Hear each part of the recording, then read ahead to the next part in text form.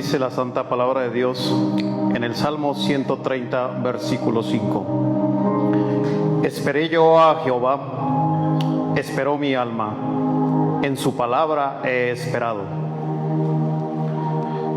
En esta mañana te alabamos y te bendecimos, Dios de vida, y queremos pedirte que tú nos bendigas con tu presencia en este culto preparado para ti. Te vimos y te sentimos a través de la historia, siempre cercano a tu pueblo. Y queremos seguir viéndote actuando en nuestras historias, haciéndote parte de nuestras vidas. Con amor y misericordia, cuidaste, condujiste, animaste y sostuviste a tus hijos e hijas por generaciones, hasta el día de hoy. Síguenos guiando y cuidando.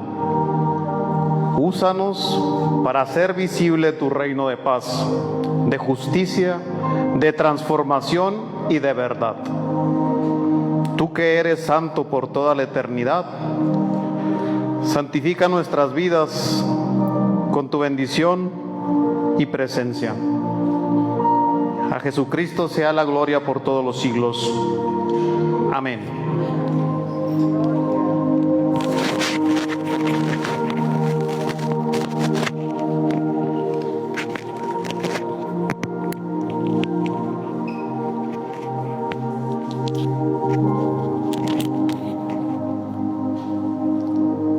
Ya, bueno.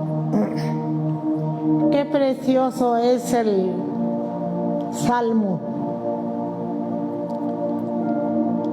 que dice en la palabra de Dios: Señor, oye mi voz y estén atentos tus oídos a la voz de mi súplica, Señor, con toda humildad. Si mirare, Señor, los pecados, ¿quién, oh Señor, podrá mantenerse? Pero en ti hay perdón para que seas reverenciado. Señor, tus preciosas palabras, que dice tu palabra santísima, quitó mi pecado, clavólo en la cruz. Una vez que ha quitado el Señor nuestro pecado, ¿quién se atreve a levantar su voz o su mano contra aquel a quien Dios ha perdonado? Si todos somos pecadores, en tu palabra santísima dice que bueno no hay ni uno, porque si no pecamos de un modo, pecamos de otro, y todo lo que es pecado no te agrada, Señor, porque vamos detrás de la santidad de Cristo. Oh Dios bendito, cuánta misericordia tú has tenido cuando en tu palabra santísima dices que con amor eterno nos has amado. Y mientras estamos aquí en esta tierra y somos gusano y miseria, Señor, eso es lo que somos, polvo delante de ti, que solo por tu misericordia nos has traído a estos lugares y nos has sentado en sillas que no merecemos. Pero, Señor, cuán grande es tu misericordia. Por eso los hijos de los hombres se amparan bajo las sombras de tus alas, porque en tu luz bendita hemos de ver la luz. Nos sacaste del fango del pecado y nos has traído hasta este lugar, y no hay ninguno que pueda acusarnos después de que tú nos has justificado con esa sangre preciosa, Señor, que derramaste en la cruz del Calvario, al cual nosotros, los que estamos en esta iglesia y los que estarán en el mundo entero, adorando al único Dios verdadero, no se atreven a acusar a aquellos que tú has justificado, porque ya tienen su recompensa, Señor. cuando han juzgado y lo han difundido, ya tienen su recompensa, Señor, porque el único juez eres tú. El único que puede juzgarnos, y que cuando nos levantes de esta tierra, iremos ante tu tribunal y allí seremos juzgados todos. Y aquí en la tierra, bueno, no hay uno, Señor. No hay uno que pueda decir que no se justifica, si no es a través de tu sangre preciosa. Y de ahí de aquel que por difundir las cosas que no le pertenecen, sea tropiezo para mucha gente. Dios tenga misericordia, porque no solamente estará ante el tribunal su pecado, sino el pecado de aquellos que hizo alejarse de la iglesia por acusar a los hermanos. Dios tenga misericordia de ellos, Señor. Oh Dios bendito, en todas las iglesias en este momento en los que estamos arrepentidos, sintiéndonos lo que somos, Señor, gusano y miseria, que a tus pies santísimos arrastramos, Señor. Ahora, Señor, yo te pido el perdón de mis pecados, y por añadidura, Señor, la sangre de nuestro Señor Jesucristo limpia a todos nuestros seres que amamos. Los limpie, porque todos, Señor, te conocemos ahora. Todos podemos clamar a ti, tu misericordia no se ha terminado. Dices, con amor eterno te he amado, por tanto te prolongué mi misericordia, Señor. Y qué hermoso, Señor, qué hermoso es que al ser prolongada la misericordia, todavía las almas que como todos pecamos, podemos acercarnos a ti y pedirte, Señor, perdónanos. Y que si alguna vez por nuestra difusión cayeron otras personas, todavía más perdón pedimos, Señor. Más perdón pedimos, Señor, porque nadie en esta tierra es juez y nadie puede señalar el pecado aunque lo veamos en otro hermano. Al contrario, si el hermano está caído, levantarlo, Señor, con la santidad de Cristo, porque a eso nos has llamado, Señor, a que seamos nosotros levantadores de los pecadores y traerlos, Señor, a tus plantas santísimas y decirles a aquellas personas caídas: Cristo te ama, Cristo te ama. Escuchábamos, Señor, ahorita un testimonio de un hermano caído en la droga, en la cocaína y en las peores cosas que él podía testificar. Mas cuando pasaban y le decían que Cristo lo amaban y que Cristo lo amaba, y hace 25 años el Señor lo levantó. Oh Dios, y qué gozo ahora él, que tenía ese vicio tan terrible y difícil de quitar para los médicos y para los hombres, pero para Cristo nada hay imposible. Solamente con esas palabras benditas de Jesucristo te ama, Jesucristo te ama, Jesucristo te ama. Y cuando Jesucristo ama a un ser amado de esta tierra, Señor, ¿quiénes somos nosotros para acusar? ¿Quiénes somos nosotros para difundir los pecados de los hermanos? No somos nadie, Señor, más que gusano y miseria, que a tus pies santísimos nos arrastramos y que aún seguimos, Señor, nosotros, que hemos entendido verdaderamente el camino de Dios, se decimos: oh Dios bendito, lleno de misericordia y bondad, llénanos de tu Espíritu Santo y trae a nosotros, Señor, un espíritu de sabiduría.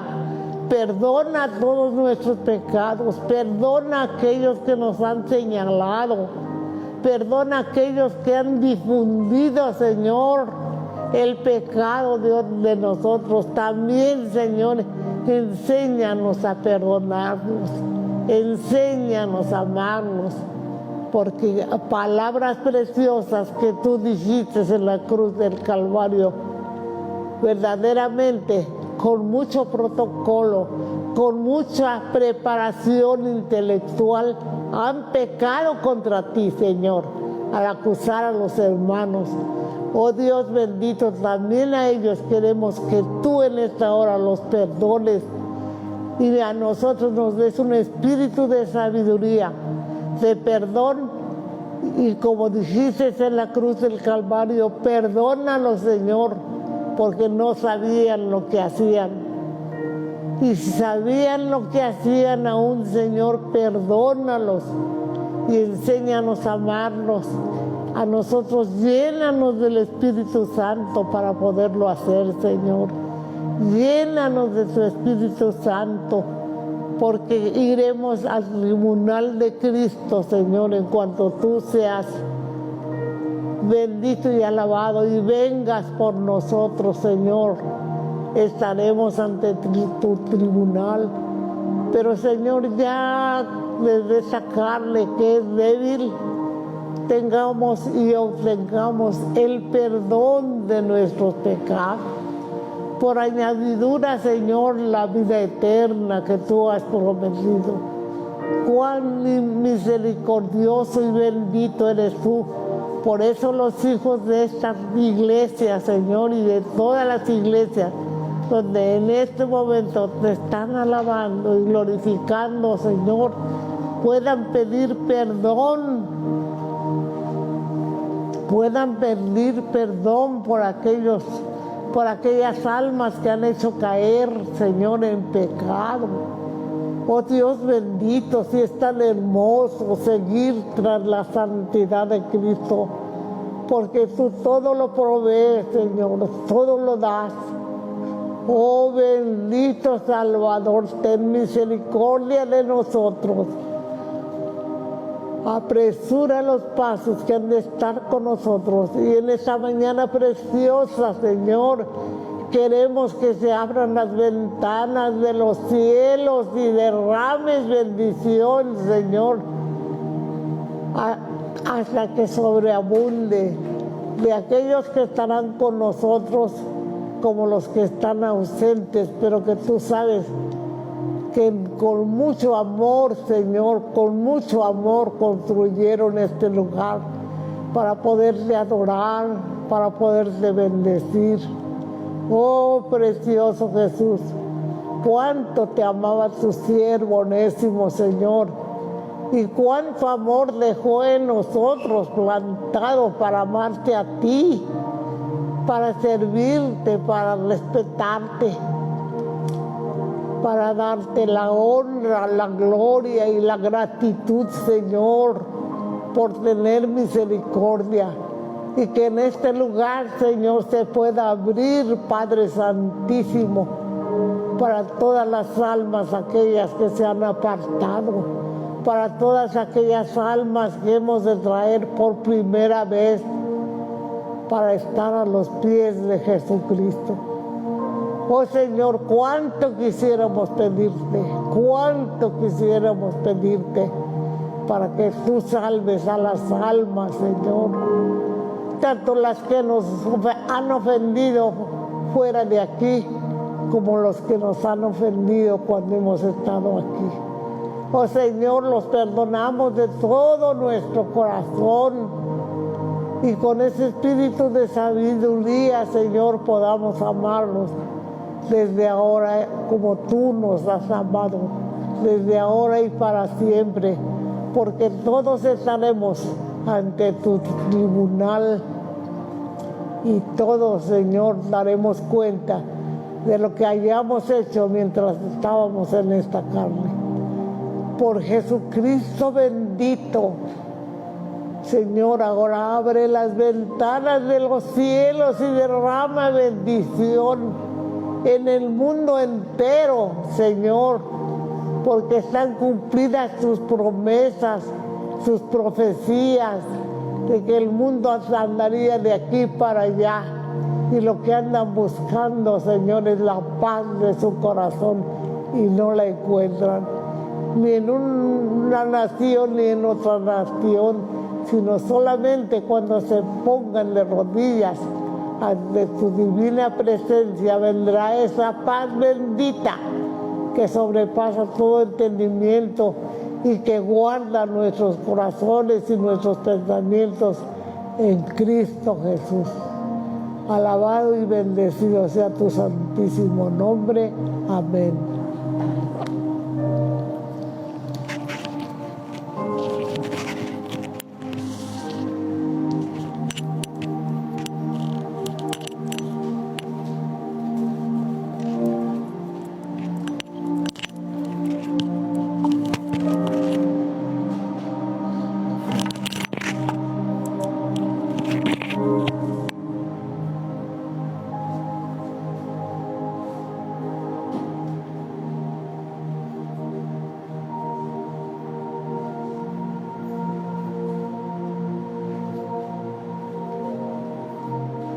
Amados hermanos, puestos en pie, vamos a entonar el himno En presencia está de Cristo. Va a estar en la pantalla, no está en el boletín. Amén.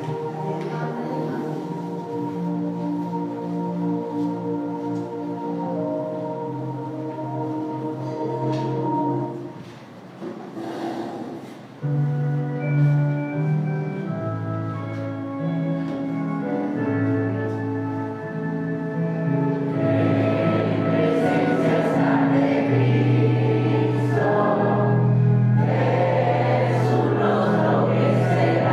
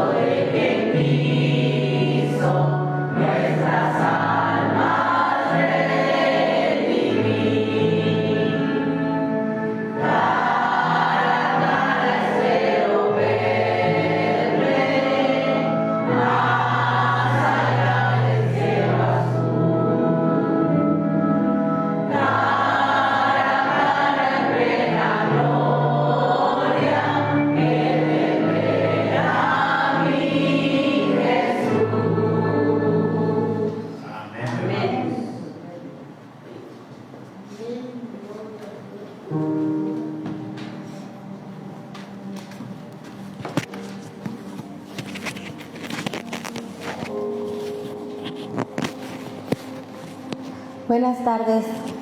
Sean todos bienvenidos a la casa de Dios un día más, una tarde más en la que podremos meditar en su palabra y unidos alabar y bendecir el santísimo nombre de nuestro Dios, porque Él lo merece, porque nos da la vida, porque nos ha sostenido con su mano poderosa en medio de vicisitudes, porque sostiene a nuestro país y lo ha bendecido. A pesar de que hemos tenido grandes embates de la naturaleza, Dios no ha permitido que se pierdan muchas vidas humanas y le damos gracias a Dios por su misericordia para con nuestra amada nación, a la que Dios nos dio por patria, nos permitió nacer aquí y alabar y bendecir su santísimo nombre y alegrarnos en nuestro amado Dios. Vamos a buscar en nuestras Biblias el Salmo número 20. Se titula Oración pidiendo la victoria. Es una oración muy bonita que vamos a analizar, que va más allá de una simple oración de una persona que pide ayuda. Nos invita a todos como pueblo de Dios, como hijos y como unidos, como hermanos en Cristo Jesús, en la misma fe, a unidos pedirle a Dios su ayuda en todos los días de nuestra vida. Dice así: Jehová te oiga en el día de conflicto, el nombre del Dios de Jacob te defienda, te envíe ayuda desde el santuario y desde Sión te sostenga. Haga memoria de todas tus ofrendas y acepte tu holocausto. Te dé conforme al deseo de tu corazón y cumpla todo tu consejo. Nosotros nos alegraremos en tu salvación y alzaremos pendón en el nombre de nuestro Dios. Conceda a Jehová todas tus peticiones. Ahora conozco que Jehová salva a su ungido. Lo oirá desde sus santos cielos con la potencia salvadora de su diestra. Estos confían en carros y aquellos en caballos, mas nosotros del nombre de Jehová nuestro Dios tendremos memoria. Ellos flaquean y caen, mas nosotros nos levantamos y estamos en pie. Salva, Jehová, que el Rey nos oiga en el día que lo invoquemos. Amén. Dios bendiga su palabra. Pueden tomar sus lugares. Esta preciosa oración es una oración que inicia de manera colectiva. Primeramente, todo el pueblo de Israel está orando por su rey, para que el Señor oiga a su rey en el día del conflicto. En ese momento el pueblo de Israel se preparaba para ir a una guerra, pues pueblos de alrededor de ellos les amenazaban con invadirlos. Y no solamente esto, también querrían esclavizarlos y someterlos. Mas ellos interceden, todo el pueblo unido en un mismo sentir, pidiéndole a Dios su ayuda. Es la importancia que tenemos que darle a las oraciones intercesoras. Nosotros tenemos la santa obligación como congregación de orar por aquellos que en nuestras iglesias están al frente. También tienen conflictos, también tienen necesidades, también son sometidos a pruebas muy fuertes. Y esto lo constatamos cuando el apóstol San Pablo le pide a sus fieles y a sus amigos que oraran por él, porque por causa del Evangelio él sufría grandes penalidades. En el libro de 2 Timoteo, capítulo 2, versículo 9, dice: en el cual sufro penalidades hasta prisiones a modo de malhechor, mas la palabra de Dios no está presa. Él tenía la obligación y el deseo en su corazón y había sido llamado por Dios para predicar su palabra, pero por lo mismo también tenía y sufría grandes penalidades. Y pide a sus congregantes que oraran por él. ¿Cuántas veces necesitamos orar por nuestros líderes religiosos, por aquellos que están al frente de nuestras iglesias y no lo hacemos? Pensamos que ellos son santos o no son vulnerables a los ataques del enemigo y son el blanco preciso del enemigo, porque el enemigo va a detener siempre que su palabra se predique y se hable. Pero es nuestra santa obligación orar por ellos. Todo creyente tiene que estar seguro de que será escuchado, dice aquí, en el día del conflicto. Y cuando dice también el nombre del Dios de Jacob te defienda, es aquel Dios que sostuvo a Jacob cuando él era un extraño en tierra de extraños, en tierra extraña, pero Dios inclinó todo para que fuera y todo le favoreciera, le fuera a su favor. Y así necesitamos también nosotros orar unos por otros en nuestras congregaciones, unas familias por otras familias, alzar nuestra voz y clamar a nuestro Dios para que ambos, ni unos ni otros, seamos blanco del enemigo, ni el enemigo logre derrotarnos, sino antes bien seamos sostenidos por nuestro Dios. Y que todas las cosas que nos suceden a unas y otras familias, Dios las torne en nuestro favor y no en nuestra contra, no nos sean contrarias. Por eso le dice el versículo 2, te envía ayuda desde el santuario y desde Sión te sostenga. La congregación está orando para que Dios envíe su ayuda.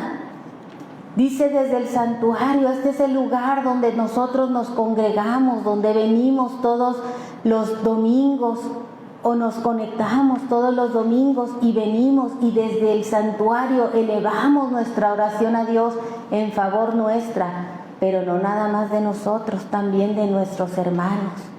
No sabemos cuántos de ellos estén pasando por pruebas que parezca que los van a derrotar, que parezca que van a sucumbir, pero que el Señor sea el que los sostenga. Y desde Sión significa Dios desde su misma morada, desde el mismísimo cielo enviará su ayuda y no nos faltará. Y el versículo 3 dice, haga memoria de todas tus ofrendas y acepte tu holocausto. ¿De qué ofrendas hará memoria el Señor si no las presentamos todos los días a Él? De aquellas ofrendas es de las que hará memoria. Está hablando de una persona que es para quien le es muy familiar adorar y alabar a Dios, es de manera cotidiana. Todos los días se está haciendo ofrendas a Dios y por lo tanto el Señor hará memoria de sus ofrendas y de sus holocaustos. No hará falta porque este es un alma devota. Te dé conforme al deseo de tu corazón y cumpla todo tu consejo. Nos está hablando nuevamente de una persona que está consagrada a Dios y que decían muchas veces que yo he oído acerca de oraciones, dicen los hermanos, siempre debemos orar que sea conforme a la voluntad de Dios, conforme a su voluntad y conforme al deseo de Él, es que dará la respuesta. Nosotros elevamos la oración, la dejamos en su trono de gracia, que el Señor la acepte y Él la contestará de acuerdo a su voluntad.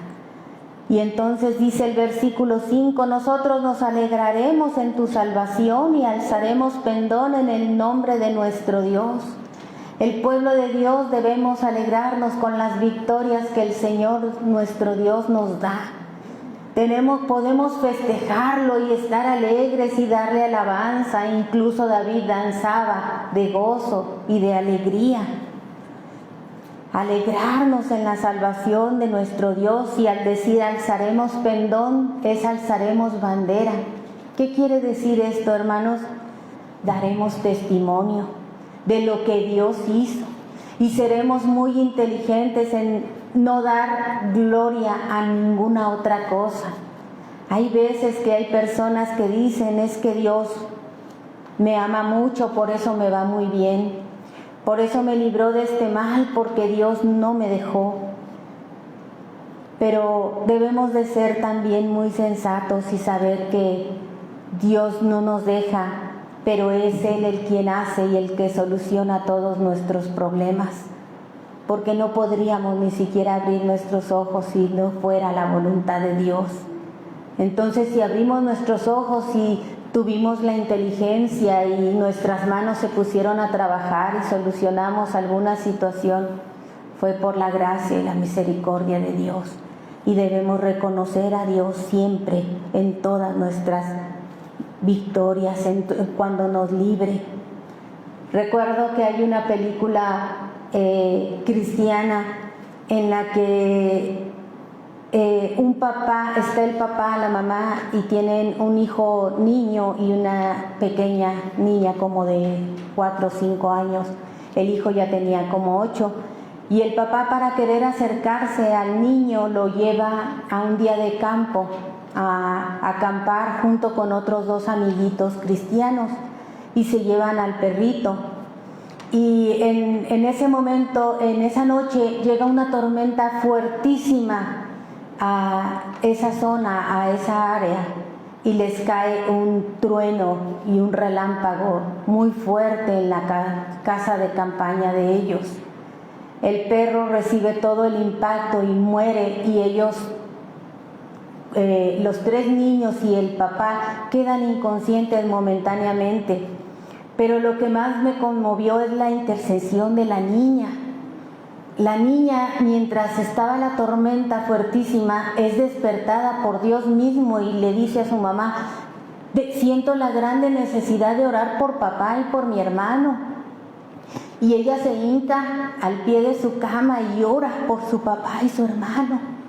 A lo mejor el papá y el niño no se percataron de esto y no lo supieron hasta días después. Sin embargo, fueron librados de la misma muerte, porque la niña estaba orando en ese momento por ellos. Nosotros, como hijos de Dios, también podemos y debemos hacer esto. Si el Señor a medianoche nos despierta o en la madrugada para orar o interceder por alguno de nuestros hermanos, y a lo mejor no son familiares nuestros, pero el Señor nos pide que oremos por ellos para librarlos de algún peligro grande, y reconocen después ellos que la oración de la niña fue crucial en ese momento. Y así debemos ser nosotros como hijos de Dios, saber que a veces Dios nos libra de peligros porque alguien está orando por nosotros y nosotros no nos hemos dado cuenta de ello. Por eso dice el versículo 6: ahora conozco que Jehová salva a su ungido, lo oirá desde sus santos cielos con la potencia salvadora de su diestra. Hay ocasiones en las que Dios está esperando que nosotros, el pueblo de Dios, oremos, elevemos nuestras oraciones, a veces en favor de nuestro país, de nuestros gobernantes, a veces en favor de nuestros líderes en la iglesia, a veces en favor de algún familiar cercano, otras veces será una familia cristiana orando por otra familia cristiana. Y Dios está esperando esa oración para obrar y para contestar poderosamente. Por eso dice: con la potencia salvadora de su diestra. Solamente nuestro Dios posee este poder para actuar poderosamente en la vida de los humanos cuando nosotros nos unimos y oramos, cuando pedimos su ayuda. Por eso dice el versículo 7: estos confían en carros y aquellos en caballos. Sí, indica un contraste entre aquellos que confían en las fuerzas humanas y los que confiamos en el poder de Dios. El que depende de la fuerza humana obtendrá, sí, lo que un hombre pueda lograr. Pero los que esperamos en Dios obtendremos lo que Dios puede lograr. ¿Y qué puede lograr nuestro Dios? Nada le es imposible. Todo, con todo poder y gloria lo logrará. Por eso lo dice la segunda parte del versículo 7, y es la respuesta que nosotros como pueblo de Dios debemos de decir. Mas nosotros del nombre de Jehová nuestro Dios tendremos memoria. Sí, nosotros al primero que acudiremos será a Dios, al primero que le pediremos su ayuda en medio de los problemas será nuestro Dios, y no nos dejará avergonzados y nos dará mucho más de lo que pedimos o entendemos, porque Dios abunda y sobreabunda en la vida humana. Porque para Él nada es imposible, porque Él puede estar en 2, 3, 4 lugares al mismo tiempo y nosotros solamente podemos estar en uno. Pero si estamos de rodillas, seremos bendecidos y será derramada la gracia y la bendición de Dios sobre nosotros y sobre aquellos que amamos, aunque estén lejos de nosotros. Por eso dice versículo 8, ellos flaquean y caen. Sí, aquellos se caerán, pero nosotros los que estamos confiando en nuestro Dios y aferrados de las promesas que hay en la Biblia, para nosotros, para cada uno de los que confían y buscan a Dios, invocan su nombre, dice la Biblia, seremos escuchados. Entraré a Él y cenaré con Él y Él conmigo. Dios estará con nosotros todos los días de nuestra vida. Mas nosotros nos levantamos y estamos en pie. Bendito sea nuestro Dios y bendito sea su santísimo nombre, porque si estamos en pie es por su amor y su misericordia, porque Él nos ama, porque Él nos sostiene y Él nos sostendrá siempre. Por eso oramos y concluimos con el pueblo en el versículo 9 con la misma oración. Salva Jehová. Salva nuestro Dios, aquí el Rey es nuestro Dios. Que Dios nos oiga en el día que lo invoquemos.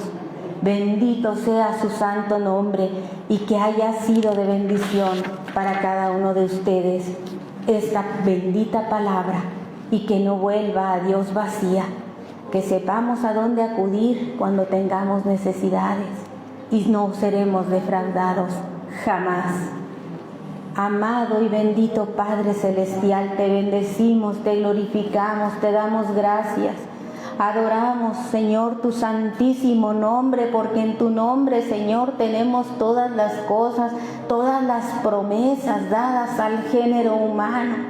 Tenemos la salvación comprada a nuestras almas, Señor, y no solo las nuestras, sino aún eres tan bueno, Señor, que salvarás a todos nuestros seres amados.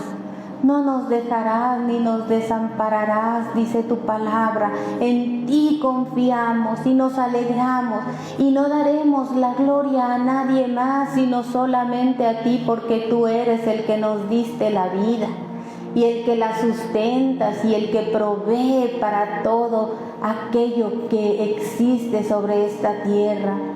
Tú nos das la lluvia a su tiempo, tú le das el alimento, Señor, también a todos esos animales, y tú los sustentas, Señor, y muchos de ellos nos sirven para nuestro sustento también. Te damos gracias porque tú nunca nos has dejado. En tu nombre confiamos y confiaremos siempre. Te damos gracias, Señor, y cada vez que tengamos oportunidad, déjanos interceder y orar por nuestros hermanos. No sabemos, Señor, qué luchas tengan. No sabemos, Señor, qué pruebas estén pasando. Pero tú les bendecirás y les sostendrás si nosotros oramos unos por otros. En Cristo Jesús, nuestro amado Salvador, te lo rogamos. Amén. Que el Señor les bendiga y vamos a dar lugar al mensaje de esta tarde. Amén, hermano. Con puestos en pie, vamos a entonar nuestro siguiente himno.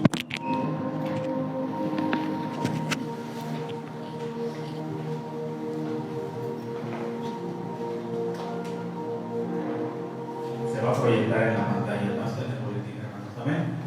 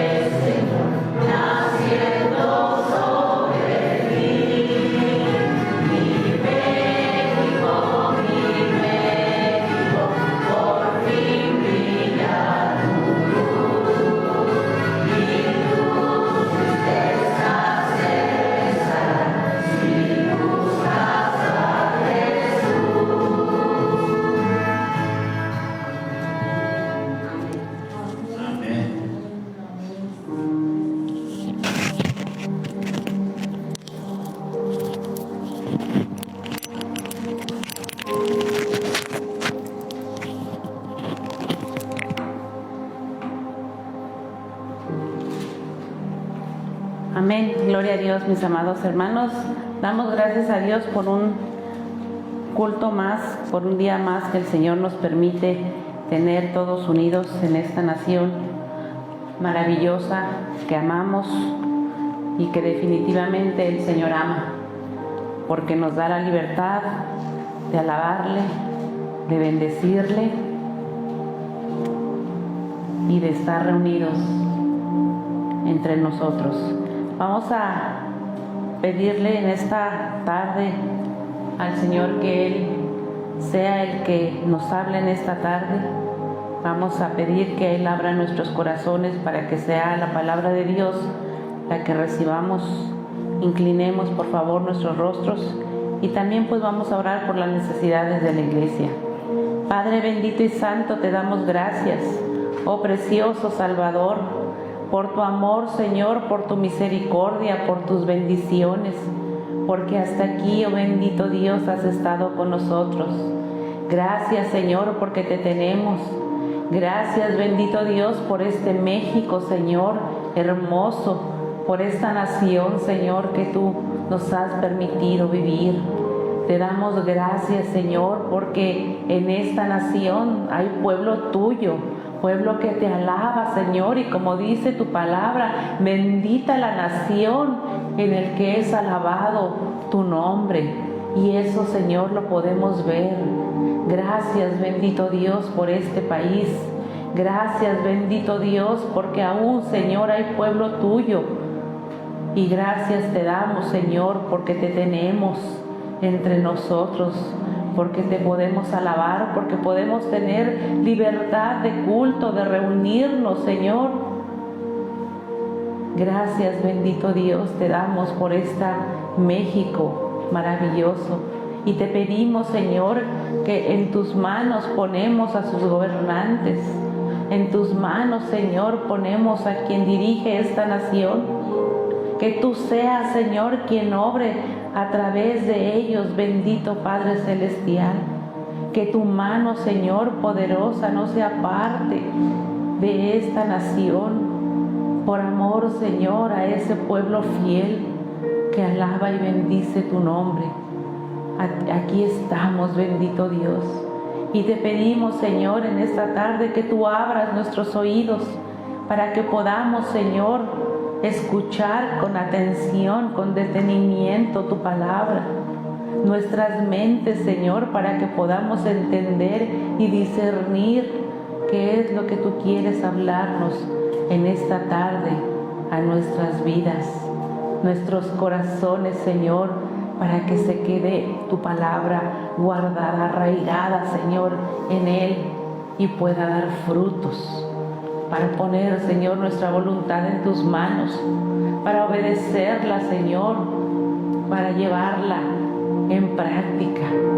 También te pedimos por las necesidades, Señor, de tu iglesia. Te pedimos, Señor, por José Ramón y por Jairo. Tú los conoces, bendito Dios. Tú conoces sus necesidades. Tú, Señor, conoces qué es lo que hay en su mente y en su corazón. Los ponemos en tus preciosas manos para que tu Santo Espíritu obre conforme a tu santa voluntad, de acuerdo a lo que ellos necesitan, Señor, en esta tarde.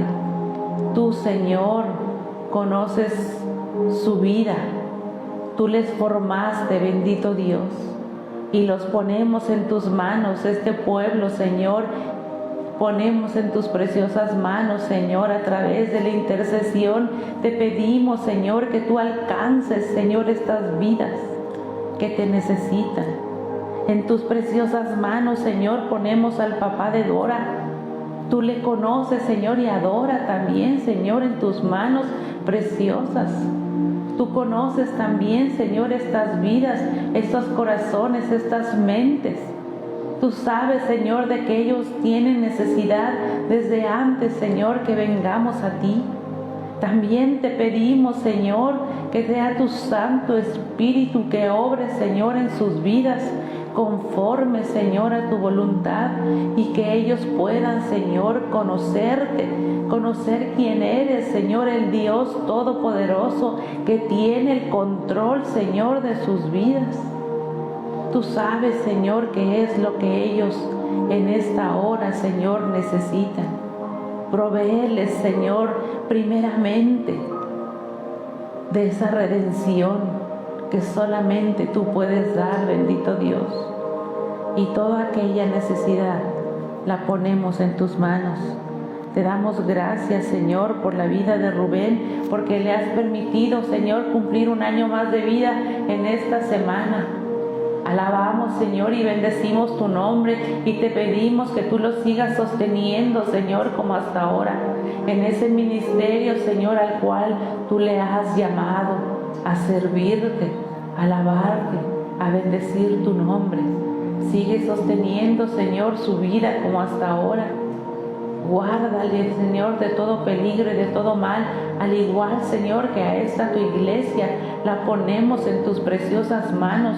Nos ponemos, Señor, como iglesia en tus preciosas manos, que tú uses, Señor, nuestra vida conforme a tu voluntad. Te alabamos, te bendecimos. Gracias, Señor, porque nos cuidas de todo peligro, de todo mal. En tus preciosas manos, Señor, estamos. Sigue haciendo, Señor, la obra en nosotros. Te lo pedimos, Padre eterno, en el bendito y dulce nombre de tu Hijo Jesucristo. Amén. Les voy a pedir, mis amados hermanos, que ahora abramos nuestras Biblias en el Evangelio de San Marcos, en su capítulo número 8. Evangelio San Marcos, en su capítulo número 8. Y vamos a leer todos unidos los versículos del 27 al 38. San Marcos 8, versículos del 27 al 38, y vamos a leerlo todos unidos. La palabra del Señor dice así: y salieron Jesús y sus discípulos por las aldeas de Cesarea de Filipo, y en el camino preguntó a sus discípulos diciéndoles: ¿quién dicen los hombres que soy yo? Ellos respondieron: unos Juan el Bautista, otros Elías, y otros alguno de los profetas. Entonces les dijo: ¿y vosotros quién decís que sois? Respondiendo Pedro le dijo: tú eres el Cristo. Pero él les mandó que no dijesen esto de él a ninguno. Y comenzó a enseñarles que le era necesario al Hijo del Hombre padecer mucho y ser desechado por los ancianos, por los principales sacerdotes y por los escribas, y ser muerto y resucitar después de 3 días. Entonces les decía claramente. Entonces Pedro le tomó aparte y comenzó a reconvenirle. Pero él, volviéndose y mirando a los discípulos, reprendió a Pablo diciendo: quítate delante de mí, Satanás, porque no pones la mira en las cosas de Dios, sino en las de los hombres. Y llamando a la gente y a sus discípulos les dijo: si alguno quiere venir en pos de mí, niéguese a sí mismo y tome su cruz y sígame. Porque todo el que quiera salvar su vida la perderá, y todo el que pierda su vida por causa de mí y del Evangelio la salvará. Porque ¿qué aprovechará al hombre si ganare todo el mundo y perdiere su alma? ¿O qué recompensa dará el hombre por su alma?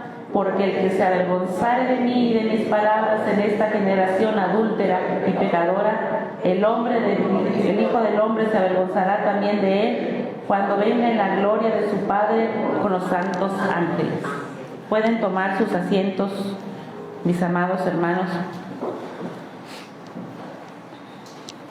Y vamos a ver un aspecto muy importante en esta lección que el Señor nos está dando a conocer el día de hoy.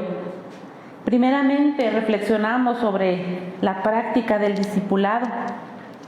La práctica del discipulado, mis amados hermanos, es una práctica obviamente difícil de llevar, pero también conocemos bastante sobre lo que es el discipulado a través de la palabra de Dios, a través de las enseñanzas, de la doctrina, de manera que el tema no nos es desconocido a ninguno de nosotros.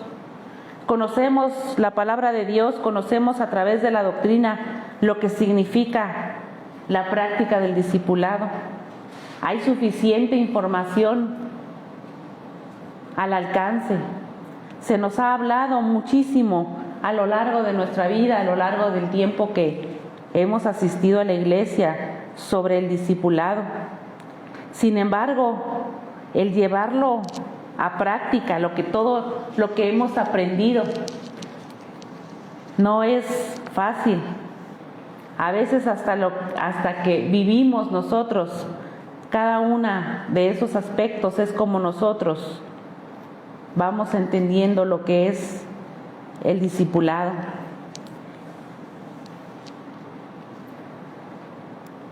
En otras palabras, el discipulado no se lleva a cabo, no se entiende, no se asimila hasta que no lo vivimos en carne propia, lo que es ser una nueva criatura, lo que es entender que es renovarnos día con día, es andar en los caminos del Señor día con día.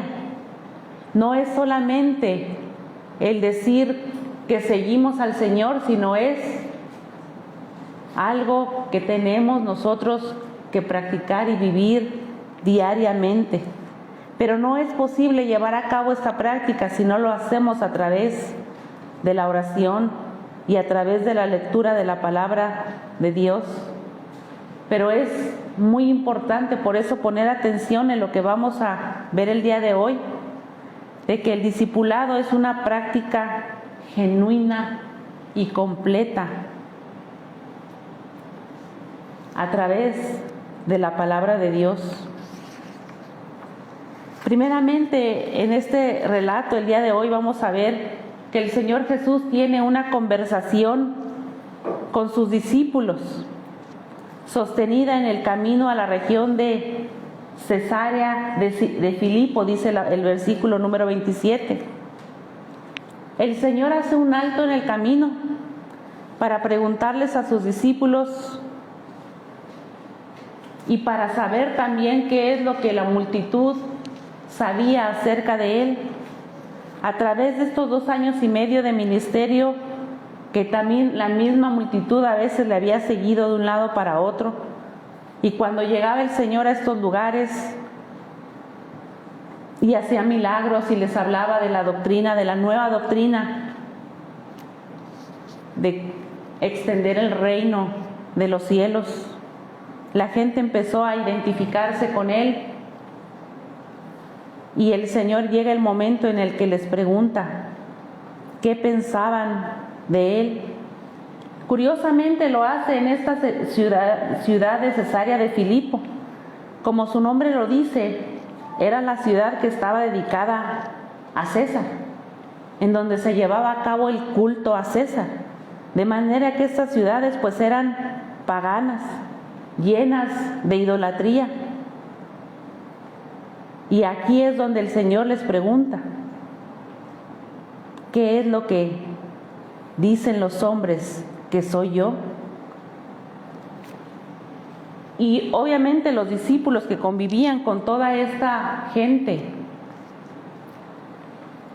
le responden al Señor que unos lo asocian con algunos de los grandes hombres de la historia, hombres de Dios que habían dejado huella en Israel, tienen su propio concepto del Mesías.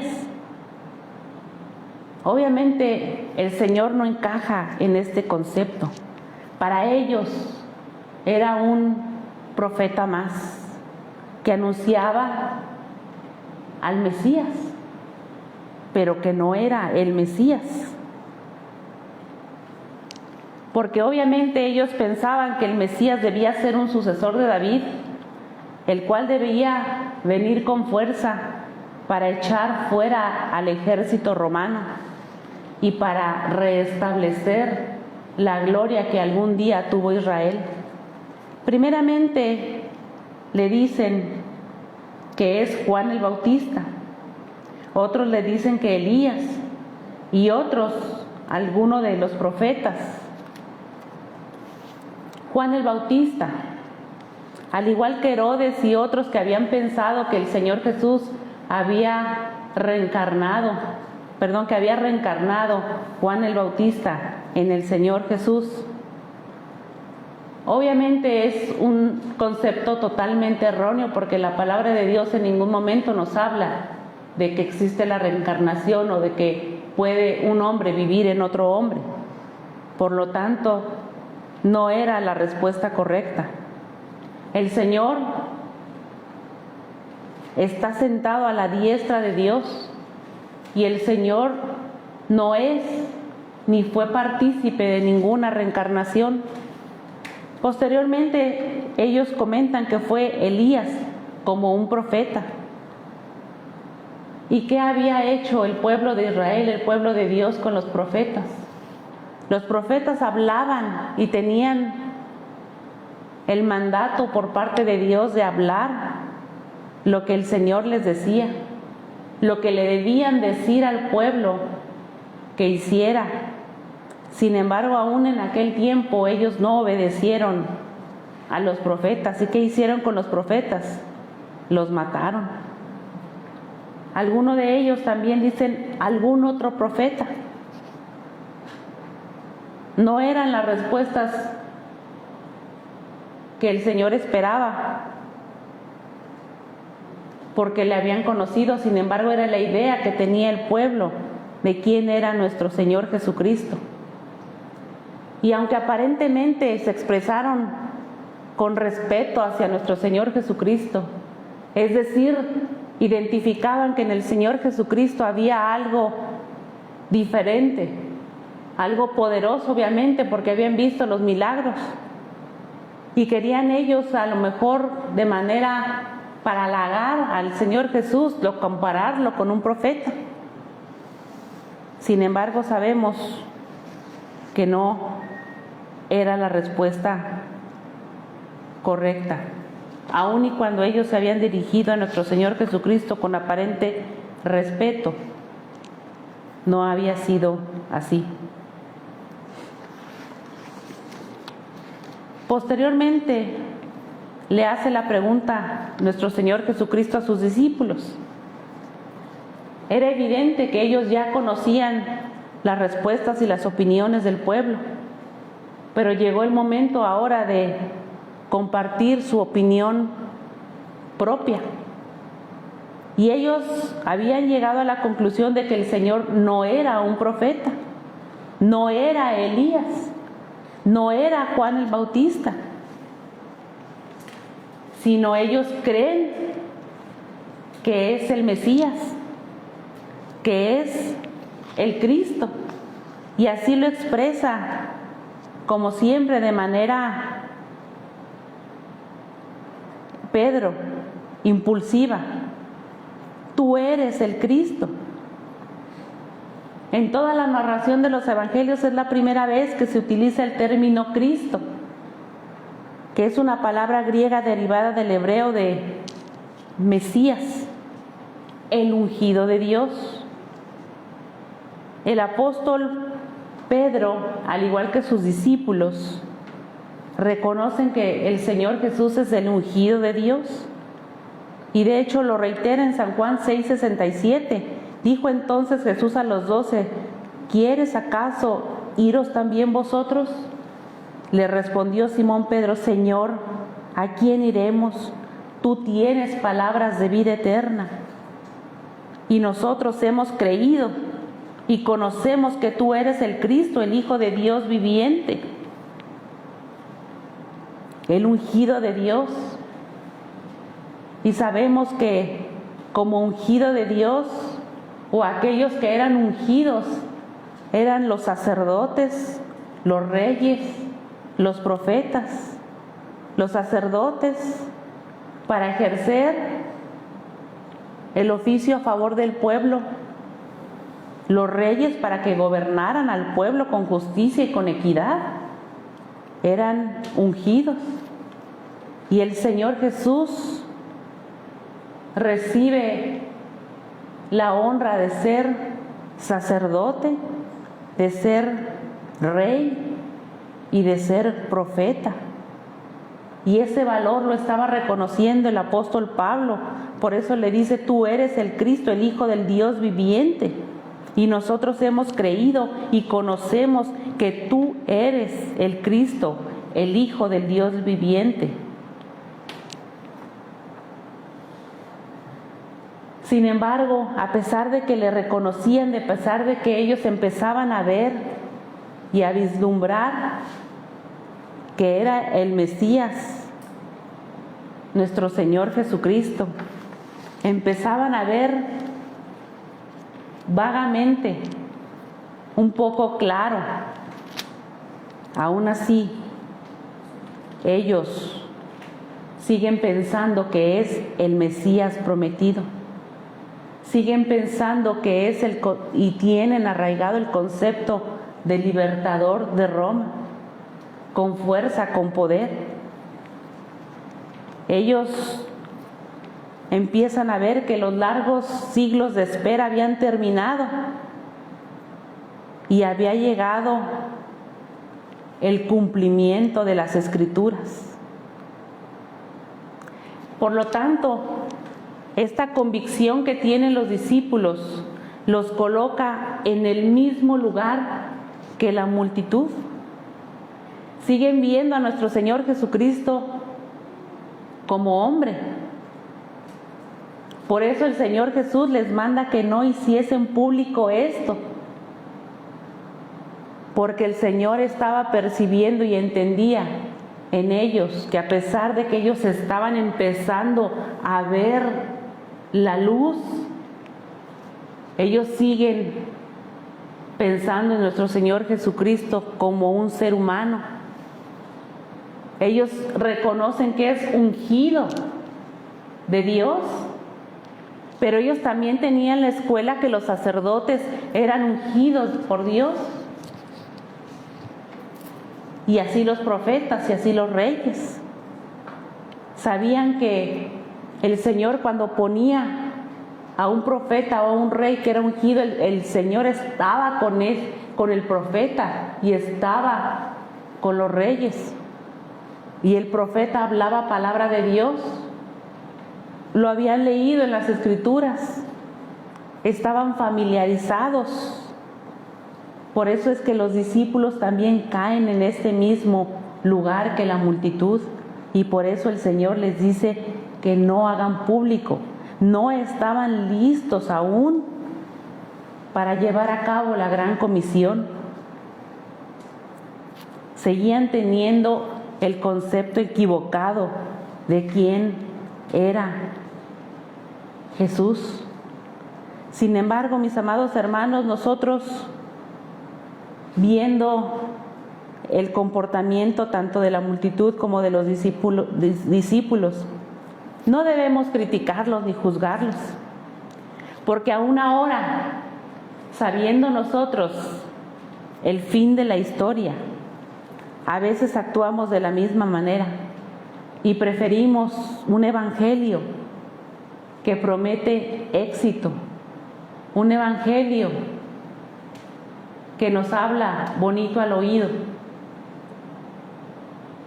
antes que seguir realmente la cruz a nuestro Señor Jesucristo. Por eso la práctica del discipulado, como decíamos, aunque tenemos mucho conocimiento, para llevarla a cabo no es tan fácil. Y para entender un poquito por qué los discípulos habían visto a nuestro Señor Jesucristo como humano, podemos ver que el pueblo que estaba siendo sojuzgado bajo Roma en ese momento, por un instante, habían ellos olvidado que eran el pueblo escogido de Dios, que tenían un lugar privilegiado. Aún y cuando recordaban los días del rey David como la época más gloriosa de la historia del pueblo de Israel, soñaban y anhelaban que ese día surgiera, que surgiera el descendiente de David para que volviera a llevar a la nación a esos días de gloria. Habían estado en cautiverio bajo el dominio de los persas muchos años, posteriormente de los griegos y finalmente de los romanos, por lo que a veces es fácil olvidar que eran el pueblo escogido de Dios y lo que el Señor había hecho con ellos. De la misma manera a nosotros nos ocurre lo mismo. Reconocemos que nuestro Dios es un Dios todopoderoso. Reconocemos que Jesús es el ungido de Dios. Pero hay ocasiones que nos olvidamos por completo de que somos el pueblo de Dios, que somos hijos de Dios. Y a veces retrocedemos y nos acordamos de esos días de esclavitud, de cautiverio. Y así como la multitud, como los discípulos, aparentemente damos un paso hacia adelante, pero damos un paso hacia atrás cuando recordamos los días de esclavitud, cuando nos arrastra a veces por un momento nuestro pensamiento, cuando nos invade la duda, cuando nos invade a veces el desánimo, volvemos atrás. Y es lo que les estaba sucediendo a los discípulos.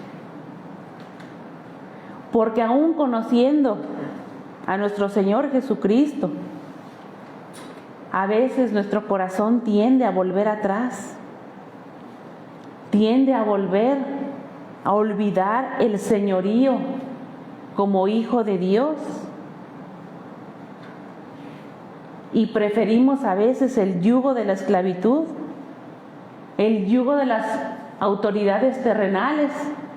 Cuando vemos lo que acontece a nuestro alrededor, a veces en nuestro país, que vemos lo que está ocurriendo, tendemos a veces a olvidar quién es el Señor y nos dejamos llevar a veces por esa vorágine y vemos a veces una esperanza falsa en un nuevo gobierno,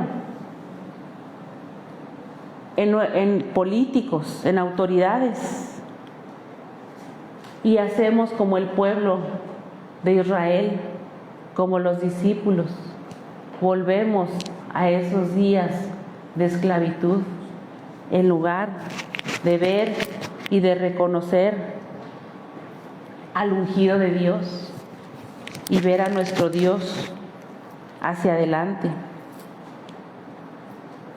Por eso el Señor tuvo cuidado de enseñarles e instruir a sus discípulos para que ellos se hicieran auténticos discípulos y no solamente con las enseñanzas y con las prácticas que Él tuvo. Por eso el Señor les reprochaba, como dice en San Lucas 6:46, ¿por qué me llamáis Señor, Señor, y no hacéis lo que yo digo? Todo aquel que viene a mí y oye mis palabras y las hace, os indicaré a quién es semejante. Semejante es al hombre que al edificar una casa cavó y ahondó y puso el fundamento sobre la roca. Y cuando vino una inundación, el río dio con ímpetu contra aquella casa, pero no la pudo mover, porque estaba fundada sobre la roca. Mas el que oyó y no hizo, semejante es al hombre que edificó su casa sobre tierra sin fundamento, contra la cual el río dio con ímpetu y luego cayó, y fue grande la ruina de aquella casa. El Señor les estaba exhortando y les decía con estos ejemplos: ¿en quién vas a confiar? ¿Vas a confiar en las autoridades que te van a llevar al cautiverio? ¿Vas a confiar en lo que ves enfrente, por muy prometedor que se vea? ¿O vas a confiar en la roca eterna? ¿En quién vas a fundar tu vida. Esto les estaba ocurriendo a los discípulos, por eso estaban ellos titubeando y dando un paso atrás. No estaban firmes, su decisión no estaba completamente firme. No podían ellos todavía compartirla, por eso el Señor les dice que no hablaran de eso. Ese es el motivo por el cual el Señor les comenta eso. Sin embargo, vemos cómo el Señor les tiene paciencia. Y gracias a Dios, porque a nosotros también nos tiene paciencia y nos ve con su amor y con su misericordia. Y a pesar de que a veces nosotros titubeamos, el Señor nos llama y nos dice: ¿en quién vas a confiar? ¿Vas a aceptar la autoridad de nuestro Dios o vas a aceptar la autoridad de los gobernantes, de aquellos que nos van a regresar a la esclavitud? En nosotros está la decisión. Por eso es importante entender con esta reflexión quién es Jesús para nosotros. Es una pregunta que debe producir una profunda reflexión en cada uno de nosotros, una reflexión personal, seria. Es tan importante esta reflexión porque de ella depende no solamente nuestra vida presente, sino nuestra vida futura y la misma eternidad. Aún hoy, aún cuando hemos visto la palabra de Dios y sabemos lo que no sabían los discípulos en aquel entonces, no habían visto todavía la redención de nuestro Señor Jesucristo, apenas los estaba preparando. Nosotros, ya sabiendo de la doctrina, aún hoy es tan poco comprendido quién es Jesús. Y a veces aún entre los propios cristianos también nosotros dudamos. ¿Quién es Jesús para nosotros? ¿Qué puede hacer Jesús por nosotros? ¿O sigues confiando en las autoridades? ¿O sigues confiando en cosas externas o en tu propia opinión? Por eso tenían que entender y tenían que aprender los discípulos para poder ellos entonces llevar a cabo la gran comisión. Por eso hasta ese momento no se les había permitido llevar a cabo la gran comisión. Y dice el versículo 31: y comenzó a enseñarles que le era necesario al Hijo del Hombre padecer mucho y ser desechado por los ancianos, por los principales sacerdotes y por los escribas, y ser muerto y resucitar después de 3 días. Esto les decía claramente. Dice: y entonces Pedro le tomó aparte y comenzó a reconvenirle. Pero él, volviéndose y mirando a los discípulos, reprendió a Pedro diciendo: quítate delante de mí, Satanás, porque no pones la mira en las cosas de Dios, sino en las cosas de los hombres. El Señor hasta ese momento sabía que no era posible que los discípulos entendieran los principios del reino que Él les había ya expuesto en el Sermón del Monte. No podía hacerles entender en sus corazones si no les hablaba de su muerte.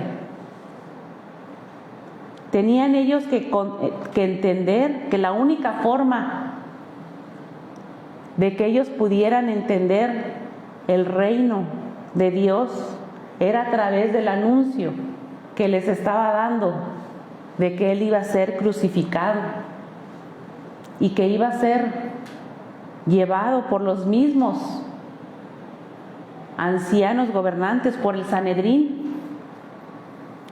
Iban a ser los primeros que le iban a acusar. Era obligado Era necesario, como el mismo Señor Jesús se los dijo, porque era parte del plan divino. Hasta ese momento ellos no habían entendido lo que había hecho el pecado en el pueblo de Dios y en general en el hombre. La condición de esclavitud fue una consecuencia del pecado. La condición en la que se encontraba el pueblo en ese momento, bajo el dominio romano y antes los griegos y antes los persas, era una condición de esclavitud a consecuencia del pecado. Entonces lo que había que librar era, no tenían que librarlos de los romanos, sino habría que librarlos del pecado. Y eso era lo que hasta ese momento no habían entendido. Porque el pueblo de Israel fue glorioso, sí, pero se habían olvidado de Dios. Habían pecado contra Dios. Si leemos nosotros la historia del pueblo de Israel y de los reyes del norte, los reyes del sur, los reyes de Israel, los reyes de Judá, y los contamos, son alrededor de 39. Y cuando leemos las Escrituras vemos, e hizo lo malo ante los ojos de Dios, e hizo lo malo ante los ojos de Dios, cada uno de los reyes. ¿Cuántos reyes hicieron lo bueno ante los ojos de Dios? Únicamente 7 reyes hicieron lo bueno ante los ojos de Dios. 32 reyes habían hecho lo malo ante los ojos de Dios. Habían caído en idolatría, en la abominación de no amar a Dios en primer lugar, no poner a Dios en primer lugar. Se habían rebelado contra Dios. Algunos de esos reyes que habían sido ungidos para gobernar con integridad, con equidad, basados en la doctrina en la que habían sido enseñados, porque eran el pueblo escogido de Dios, habían ofrecido sus propios hijos a Moloc, cuando en el pueblo de Israel, Jehová, nuestro Dios, nunca había habido sacrificios humanos. Entonces, lo que estaba arrastrando el pueblo de Dios era el pecado y había sido a consecuencia. Por eso era indispensable, la muerte era un requisito indispensable para poder hacer esta liberación. Y cuando Pedro se le acerca a reconvenirle, tristemente no actuaba solo. Nuestro Señor Jesucristo reconoció inmediatamente la presencia del mismo enemigo detrás de él. De hecho, no era la primera vez que el Señor había sido tentado. Lo que estaba haciendo Pedro en reconvenirle era tentar al Señor. Era tratar de desviar el propósito, el plan divino de Dios.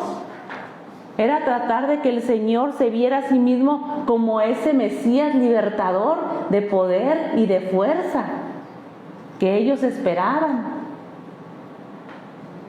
Es decir, que fuera como un gobernante, como un rey más, que viniera y tuviera esa gloria aquí en la tierra. Pero ese no era el plan de Dios. Y eso era lo que el diablo ya le había tentado al Señor Jesús con anterioridad. Ya le había dicho que Él podía darle todo lo que quisiera. Y por eso estaba en contra de los planes de Dios, y por eso el Señor reprende a Pedro.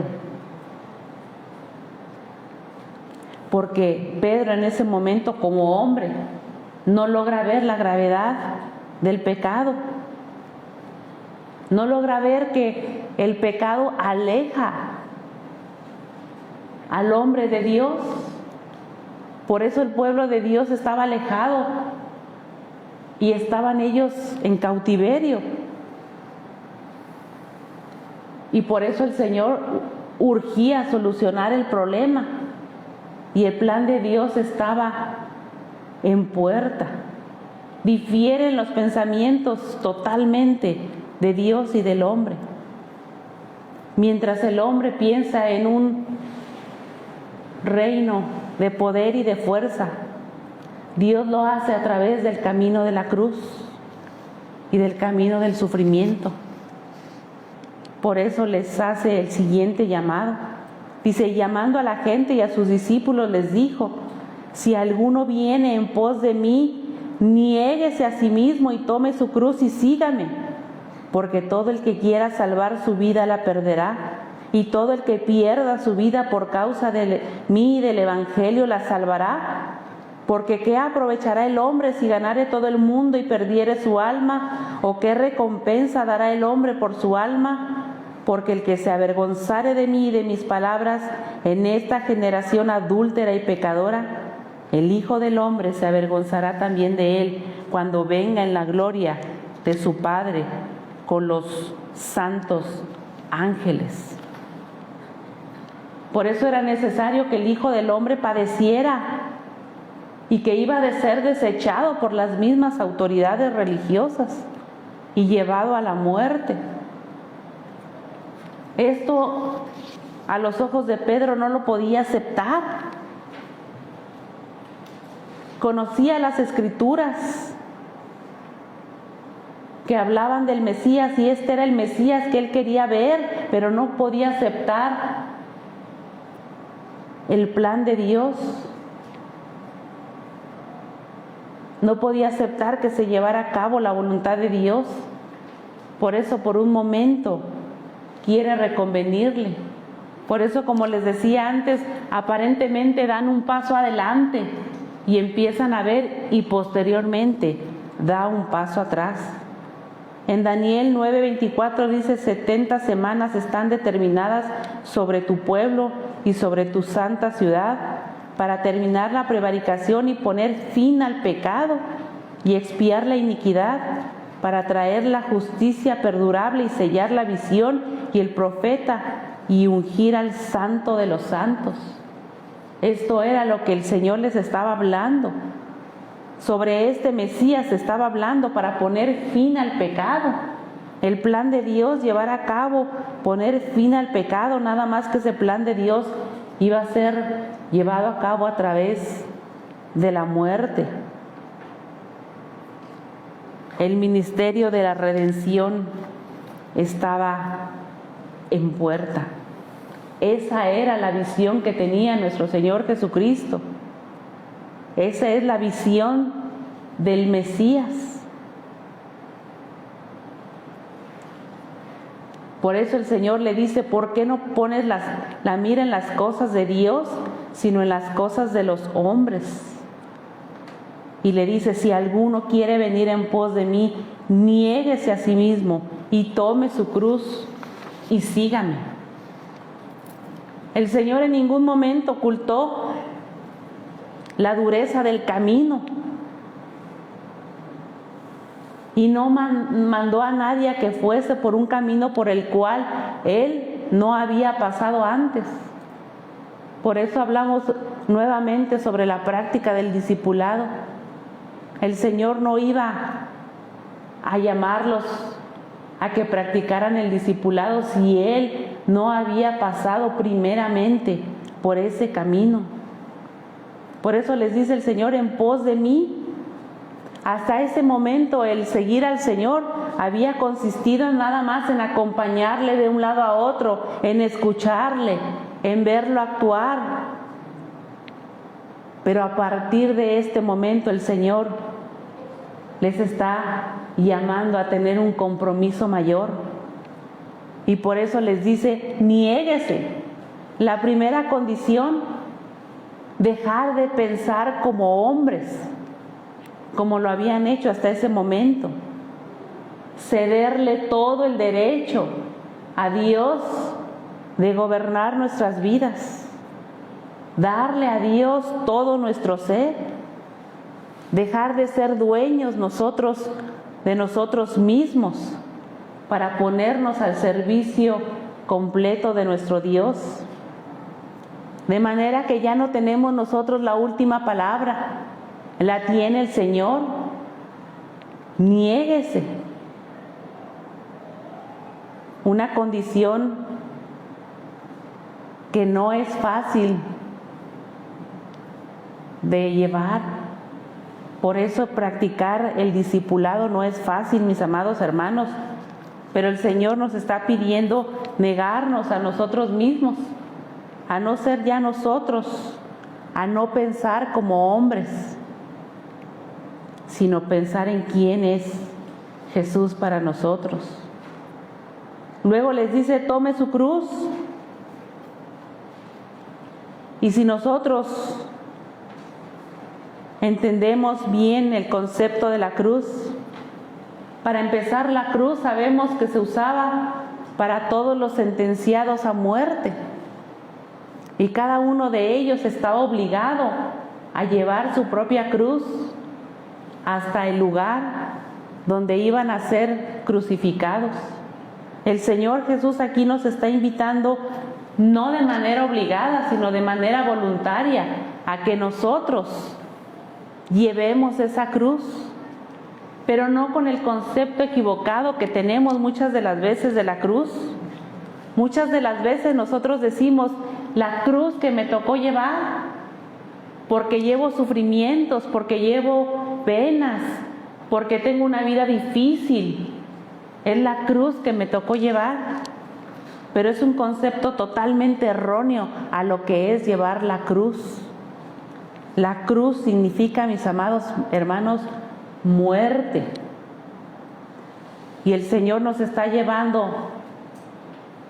invitando a llevar la cruz, es decir, la muerte. Por eso dice el apóstol Pablo, ser con Cristo juntamente crucificados. No de manera física, la muerte física ya la sufrió nuestro Señor Jesucristo. La muerte a la que se refiere es la muerte al hombre caído, la muerte al pecado, la muerte al yo.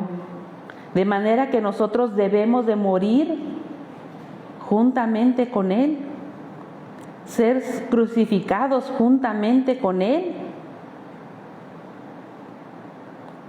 Porque el diagnóstico que ha hecho el Señor sobre nosotros, sobre el pecado, es que no hay nada bueno que rescatar del pecado. No hay pecados pequeños, no hay pecados grandes, no hay pecados veniales, no hay pecados, es pecado. Ese es el diagnóstico. Y el pecado merece la muerte. Por eso es necesario morir. No es algo fácil de admitir. ¿Cómo me voy a negar a mí mismo y cómo voy a morir? El viejo hombre tiene que morir.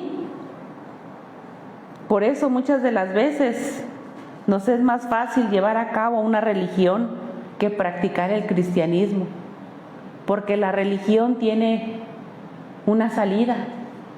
Si haces esto o aquello, puedes librarte o puedes ser perdonado. Si das tantas donaciones, pueden ser perdonados tus pecados. Lo mismo que estaban haciendo práctica los líderes religiosos, por eso ellos estaban tan furiosos y eran los mismos que le estaban persiguiendo, porque ellos se habían acostumbrado a llevar una religión condicionante y así tenían al pueblo sometido a llevar esa religión. Pero practicar el cristianismo, el crucificar el yo, el negarse a sí mismo, no es algo fácil que el Señor estaba pidiéndoles. Dice el versículo 35, Dice, porque todo el que quiera salvar su vida la perderá, y todo el que pierda su vida por causa de mí y del Evangelio la salvará. ¿Qué es lo que se desea salvar? El Señor dice, nada. El diagnóstico que nos hace el Señor, nada. Nada en tu vida es significante, es porque todo que está contaminado con el pecado, nada puede salvarse. Y si el hombre no está de acuerdo con este concepto, con este diagnóstico del Señor, si el hombre quiere luchar contra Dios, no se puede salvar. Todo el que se aferre al hombre caído está perdido. Dice el versículo 36, porque ¿qué aprovechará al hombre si ganare todo el mundo y perdiere su alma? ¿A qué es lo que le damos más valor en esta vida? Esto determina la forma en cómo queremos vivir nuestra vida, a lo que le demos nosotros valor. Llévese su boletín, mi amado hermano, lea lo que dice el boletín, lo que dice su boletín. Si nosotros queremos luchar contra Dios, en contra de nuestro Dios, únicamente nos vamos a llenar de estrés, de insatisfacción, de infelicidad, porque queremos rescatar al hombre caído. Y mientras nosotros luchemos y queramos rescatar al hombre caído, vamos a seguir viviendo en ese estado de estrés. Decía en una predicación una hermana, de los dones que nombra el Señor, el primero y el último, dice, son los más difíciles, pero también los más importantes. Dice, el primero, dice, es el amor a nuestro Dios. Y el último, el dominio propio. El niéguese a sí mismo. El dejar que muera el hombre caído. Dice, y si nosotros le entregamos a Dios esas dos partes de nuestra vida, todos los demás dones vienen por añadidura. Si nosotros dejamos que el Señor sea el que salve nuestra vida y nosotros no querer salvar algún aspecto de nuestra vida, entonces el Señor hará grandes cosas con nosotros. Si nosotros dejamos que el Señor gobierne nuestra vida, el Señor va a hacer maravillas, como ese hombre que fundó la casa en la roca. Que vengan gobernadores, que vengan tempestades, que vengan tormentas, que vengan crisis. El Señor nos va a mantener firmes siempre. La vida física tiene poco valor si no tenemos a Cristo con nosotros, porque Cristo, mis amados hermanos, nos da el valor como a ese pueblo de Dios, ese pueblo escogido. Porque el plan divino es que el Señor quiere salvar nuestra vida, quiere que ese viejo hombre muera para Él hacerse cargo de nosotros y tomar nuestra vida. Por eso es necesario someternos al ungido de Dios, pero con el concepto del Mesías Redentor, que murió en la cruz del Calvario por ti y por mí. Por eso era necesario que el Señor Jesús muriera y sufriera. No podía ser un libertador o un Mesías que viniera nada más a librarlos de los romanos. Era necesario que viniera a libertarlos de toda esa esclavitud a causa del pecado. Por eso es necesario que nosotros no vivamos y no practiquemos una religión, que practiquemos el cristianismo, que practiquemos el discipulado, ahora entendiendo lo que es el discipulado, lo que es el negarnos a nosotros mismos, lo que es llevar la cruz y dejar que muera ese hombre caído y darle el control a Dios de nuestra vida, de todo lo que somos, de todo lo que hacemos, de todo lo que vamos a hacer en un futuro. Y venga lo que venga, mi amado hermano, si el Señor está con nosotros, podemos salir adelante. A veces es difícil y a veces nos sucede como a los discípulos, como a Pedro, que nos olvidamos de que somos el pueblo de Dios, que nos olvidamos que tenemos un Dios que todo lo puede. Cuando vemos que nos abruma todo lo que vemos a nuestro alrededor, vemos crisis, vamos al supermercado y vemos los precios cada vez más altos y más altos, y vemos los acontecimientos, vemos inclusive los acontecimientos de las cosas sobrenaturales que suceden y también de la furia de la naturaleza, y todo eso a veces nos agobia. Pero el pueblo de Dios tiene una esperanza, ver al ungido de Dios, poner sus ojos en el Señor y pedirle a Él que Él tome el control de todas esas cosas, todos esos temores, y llevarnos a caminar con Él.